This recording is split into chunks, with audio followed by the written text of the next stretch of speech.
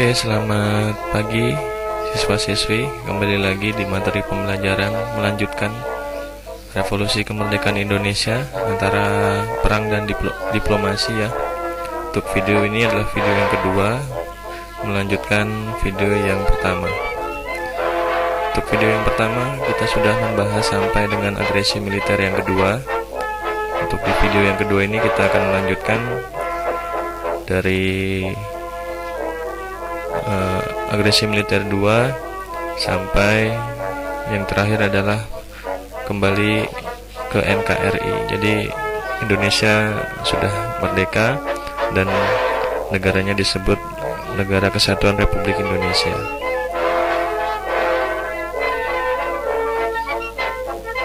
Di sini ada tokoh yang paling diidolakan nih, Hamengkubuwono ke-9 berperan dalam revolusi sebagai Bapak Pramuka Indonesia juga.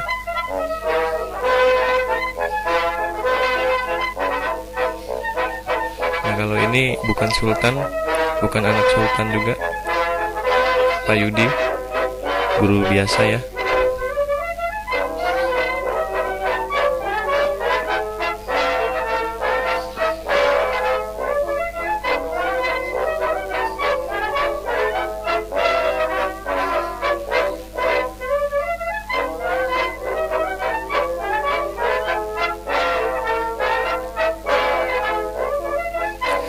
Setelah agresi militer 2 Belanda dilancarkan,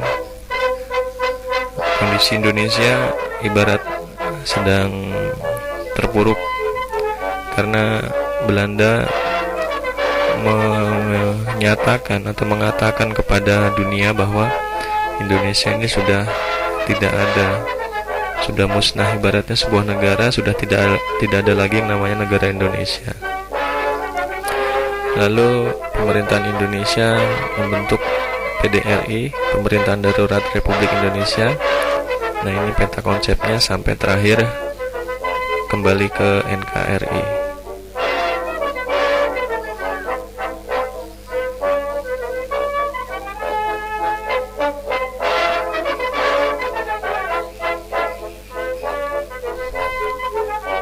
Seperti diketahui sebelumnya, agresi militer 2 atau Operasi KRAI ini, Operasi Gagak ini dilancarkan 19 Desember 1948 dan berhasil menangkap tokoh-tokoh Republik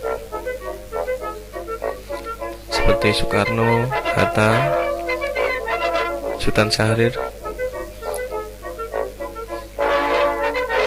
Lalu dibawa tokoh-tokoh tersebut ke pengasingan seperti di Brastagi, Sumatera Utara. Dan yang paling banyak adalah tokoh yang diasingkan di Bangka.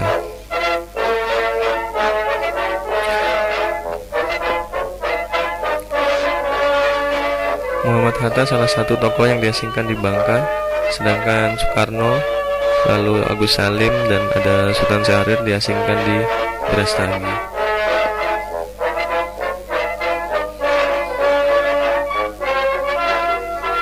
Karena mengetahui agresi militer 2 Belanda ini dilancarkan, pemerintah Indonesia langsung membuat rapat khusus, rapat darurat yang intinya adalah memberikan mandat pada tokoh-tokoh yang berada di luar kota Jogja yang selamat dari aksi penangkapan untuk tetap menjalankan pemerintahan, seperti Syafruddin yang sedang ada di Bukit Tinggi, dan ada Maramis dan Lambertus Palar yang ada di New Delhi untuk mensupport eksistensi pemerintahan Indonesia. Untuk pemerintahan darurat yang utama tetap ada di tangan Syafruddin yang menjalankan pemerintahan di Bukit Tinggi, Sumatera Barat. Pemerintahan yang sembunyi-sembunyi karena pemerintahannya tidak dijalankan di kota ya, melainkan di daerah-daerah pelosok, daerah yang sulit untuk dideteksi oleh Belanda. Lalu ada Maramis, tokoh diplomat, dan ada juga Lambertus Palar yang pada waktu itu berada di India untuk mengabarkan pada dunia bahwa pemerintahan Indonesia masih eksis melalui PDRI.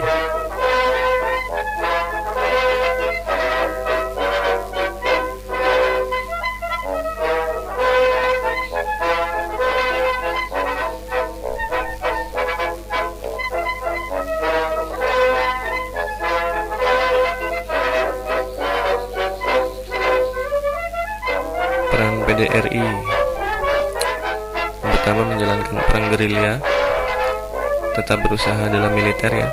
Selain dalam diplomasi juga mempertahankan keberadaan pemerintah, melancarkan ofensif diplomasi yang berjuang benar-benar yang sungguh-sungguh.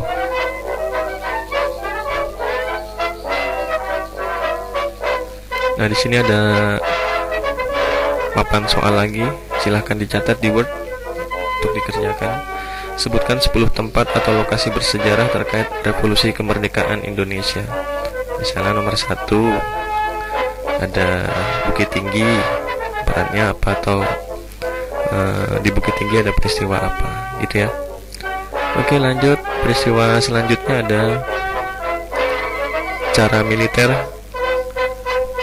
yaitu perang gerilya Sudirman, pimpinan TNI ya, yang dilakukan di Yogyakarta melewati Jawa Tengah dan Jawa Timur, yang oleh para sejarawan ini dihitung estimasi jarak tempuhnya sekitar 1000 km.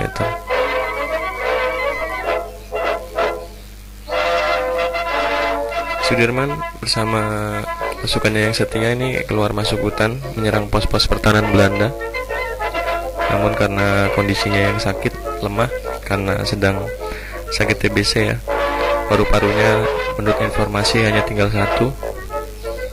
Terkadang beliau harus ditandu, tapi tidak menutup semangat beliau untuk mengajak pasukannya untuk terus berjuang. Ketika agresi militer 2, sebenarnya Sudirman sempat untuk mengajak Soekarno untuk bergerilya ya. Tapi Soekarno menolak karena berbeda pandangan. Soekarno tokoh diplomasi, sedangkan Sudirman adalah tokoh militer yang mengharapkan kemenangan mutlak melalui militer ya. Tidak ada yang namanya perundingan itu bagi Sudirman itu buat sia-sia. Kemenangan dengan cara militer adalah kemenangan yang selayaknya didapat oleh Indonesia. Di sini ada peta gerilya ya. Mungkin ada yang pernah ke daerah-daerah tersebut.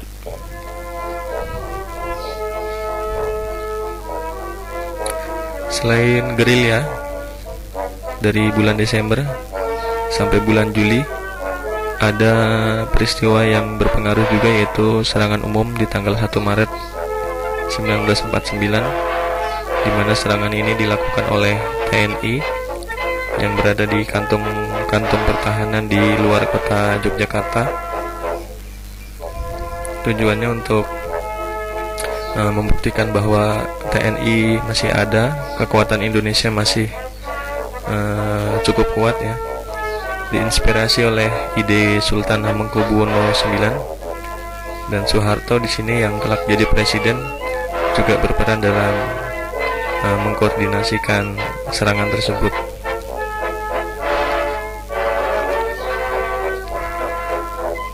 Serangan yang dilakukan dari subuh berhasil menguasai Yogyakarta dari jam 6 pagi sampai jam 12 siang. Dan di sini ada monumen Monumen Serangan Umum yang terletak di titik 0 km Yogyakarta, sebelah selatan Malioboro. Kalau kalian pernah ke Jogja pasti pernah juga ke Malioboro ya, karena di situ pusat wisatanya juga. Oke, pasca serangan umum 1 Maret, PBB mengetahui bahwa Indonesia masih berjuang sungguh-sungguh. Lalu UNCI sebagai komisi khusus yang dibuat oleh PBB di sini kembali mempertemukan untuk adanya usaha atau upaya damai ya. Dilaksanakan perundingan Rumroyen di Hotel Des Indes. Hotel Des Indes ini sekarang sudah tidak ada, letaknya ada di Jalan Gajah Mada.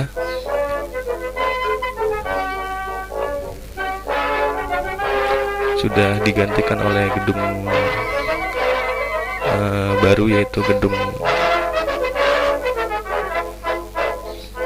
Duta Merlin, Carrefour Duta Merlin. Padahal sangat bersejarah itu. Hotel yang sangat sangat bagus, sangat keren lah di zamannya. Tapi pada masanya Soeharto, hotel tersebut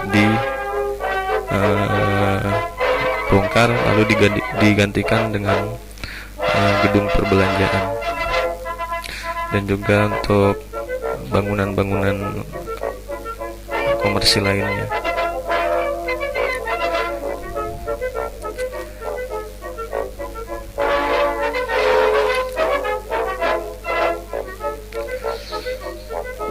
Isi perjanjiannya, tentara bersenjata Republik Indonesia harus menghentikan aktivitas gerilya. Begitu juga Belanda harus menghentikan kegiatan militernya. Lalu yang paling penting di sini adalah pemerintahan Republik Indonesia harus dikembalikan ke Yogyakarta. Lalu perundingan Rumroyen ini juga mendukung untuk adanya perundingan lanjutan antara Indonesia dan Belanda, yaitu nanti ada perundingan atau konferensi meja bundar atau KMB. Setelah perundingan Rumroyen disetujui lalu dilaksanakan, ada peristiwa Jogja Kembali. 29 Juni 1949 akhirnya Belanda mengeluarkan dirinya atau pasukannya keluar dari Yogyakarta, diiringi Tentara Nasional Indonesia ini masuk ke Yogyakarta.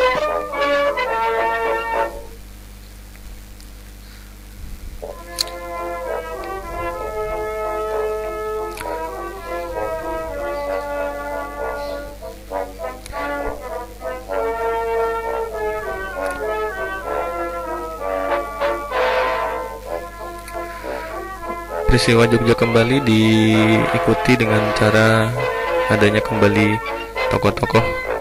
Ada 3 kelompok. Yang pertama adalah kelompok yang ada di Bangka dan Brastagi. Ini tokoh Republik yang diasingkan, kembali tanggal 6 Juli. Lalu ada kelompok Bukit Tinggi, ini kelompoknya PDRI. Dan ada kelompok gerilya Sudirman, kelompok militer, yang kembali tanggal 10 Juli 1949.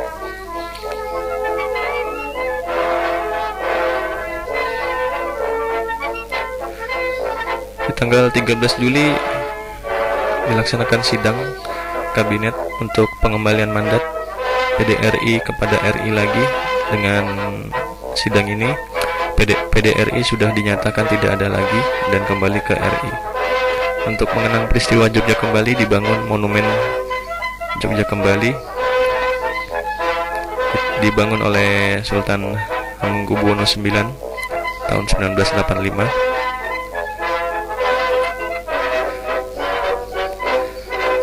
Oke, ada papan soal lagi. Soal kedua, jelaskan bahwa Yogyakarta berperan penting dalam revolusi kemerdekaan Indonesia. Silakan ditulis.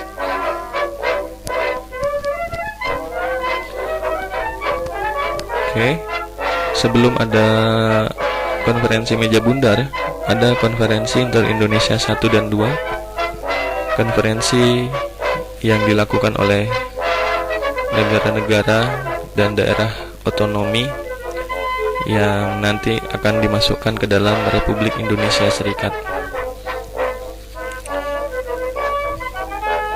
Konferensi inter-Indonesia ini berlangsung selama 2 kali ya, sebanyak 2 kali.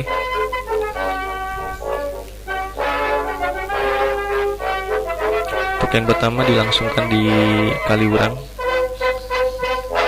di Yogyakarta 19 sampai 22 Juli 1949.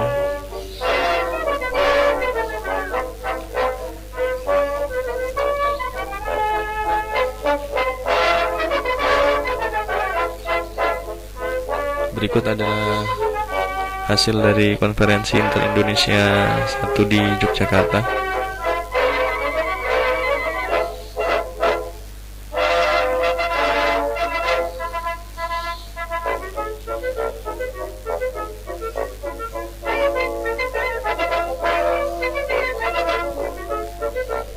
Lalu untuk konferensi inter-Indonesia yang kedua juga dilaksanakan di Indonesia, yaitu di Jakarta tanggal 30 Juli sampai 2 Agustus 1949.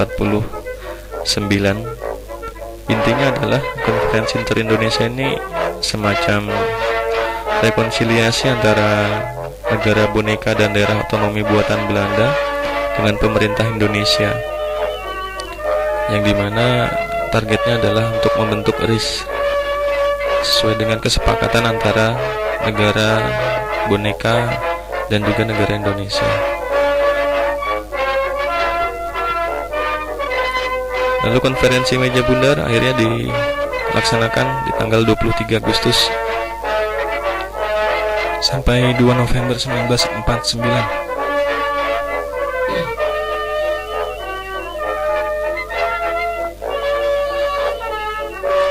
Dilaksanakan di Den Haag, The Hague, Belanda. Delegasinya ada, bisa kita sebutkan ada empat pihak ya: Indonesia, BFO, Belanda, dan Kunci. BFO sendiri ini diwakili oleh Sultan Hamid II, di mana Sultan Hamid II adalah pemimpin dari daerah Kalimantan Barat.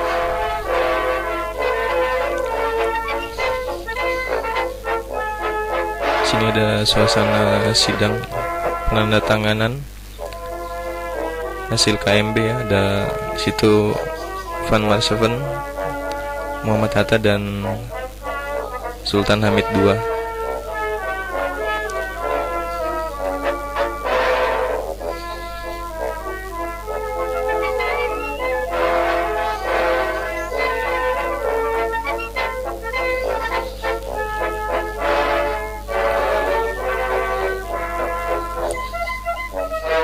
Berikut adalah hasil konferensi meja bundar.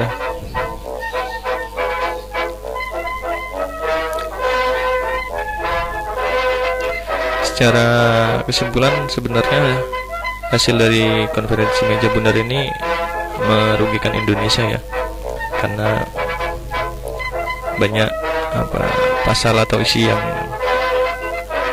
membuat Indonesia rugi. Misalnya Indonesia harus membayar utang. Ya, tetapi di sisi lain Indonesia di sini akan diakui ya kedaulatannya, tapi dalam bentuk RIS ya, sebagai salah satu negara bagian di dalam RIS.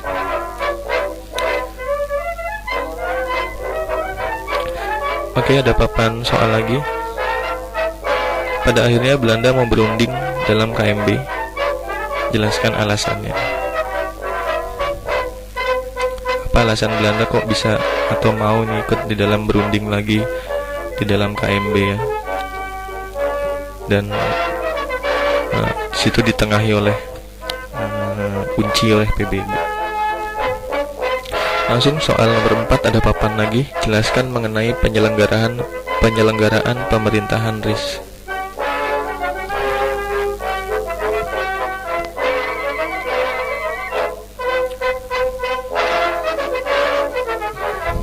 RIS adalah Republik Indonesia Serikat, yang berlangsung dari tanggal 27 Desember 1949 sejak penyerahan kedaulatan ya, sampai 17 Agustus 1950 ketika RIS dibubarkan. Bentuk negara, bentuk pemerintahan, lalu sistem pemerintahan dan konstitusinya tadi. Sini ada lambang RIS. Ada sedikit kemiripan dengan lambang negara Indonesia ya, Garuda. Ada sayap dan ada kepala burung juga di situ.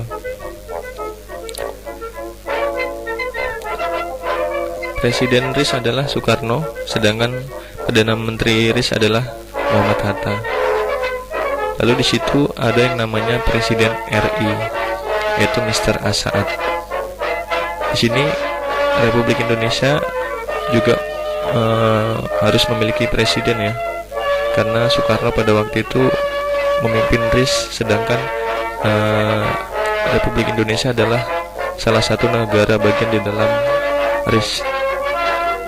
Dan menurut sumber bahwa Mr. Asaad ini hanyalah presiden pemeran atau aktor saja ya, agar Soekarno dan juga Indonesianya bisa diakui kedaulatannya. RIS tadi ya beranggotakan ada sejumlah 16 negara bagian dan otonomi, di mana jumlah negara bagiannya ada 7 dan jumlah otonomi daerah otonominya ada 9. Pengakuan kedaulatan dilangsungkan di 2 tempat. Untuk yang pertama ini seharusnya ada di Dam ya, di Amsterdam, Belanda, bukan di Den Haag. Diwakili oleh Muhammad Hatta, Sultan Hamid II, dan ada Ratu Belanda, Ratu Juliana. Tempatnya di Amsterdam, bukan di Den Haag.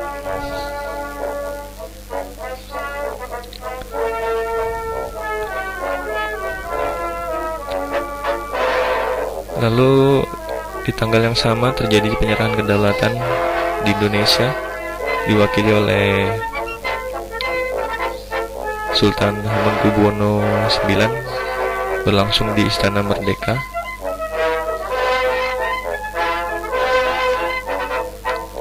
Pihak Belanda diwakili oleh Loving. Lalu untuk informasi, bahwasanya di tanggal 16 Agustus 2005 salah satu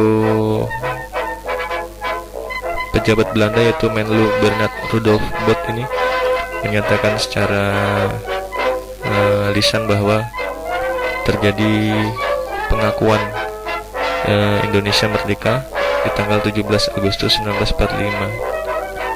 Ya, menurut informasi yang beredar, bahwasanya Belanda ini mengakui Indonesia merdeka tanggal 27 Desember ya. Tapi di tahun 2005 akhirnya Belanda mengakui kalau Indonesia merdeka di tanggal 17 Agustus 1945. Oke, ini ada peristiwa kembalinya pemerintah ke Jakarta dengan diantar oleh Sultan Hamengkubuwono, disambut oleh ratusan ribu rakyat Indonesia yang sudah menunggu di Jakarta ya. Tanggal 28 Desember, sehari setelah pengakuan kedaulatan. Soal berikutnya, soal nomor 5, jelaskan proses kembalinya NKRI sebagai sebuah negara. Ya, tentunya pasca RIS ya. Prosesnya seperti apa? RIS ini tidak berlangsung lama. Di bulan Mei 1950 hanya tersisa 3 negara bagian, yaitu Republik Indonesia, negara Sumatera Timur, dan negara Indonesia Timur. Dimana setelah itu mereka memutuskan untuk melebur menjadi Republik Indonesia dan secara resmi tanggal 17 Agustus 1950 sudah tidak ada lagi negara bagian atau daerah otonomi. Yang ada hanyalah Negara Kesatuan Republik Indonesia dengan provinsi-provinsi di dalamnya. Nah, di sini ada peta Indonesia yang terwarna merah, dan ada Papua yang pada waktu itu masih menjadi sengketa antara Belanda dan Indonesia. Oke, Pak Yudi rasa cukup untuk materi yang kedua ini. Ini materi terakhir ya di bab 7 tentang antara perang dan diplomasi. Semoga kalian mendapatkan pembelajaran yang baik. Lalu untuk soal-soal tadi silahkan dilanjutkan untuk dikerjakan. Cukup sekian dan terima kasih. Sampai jumpa.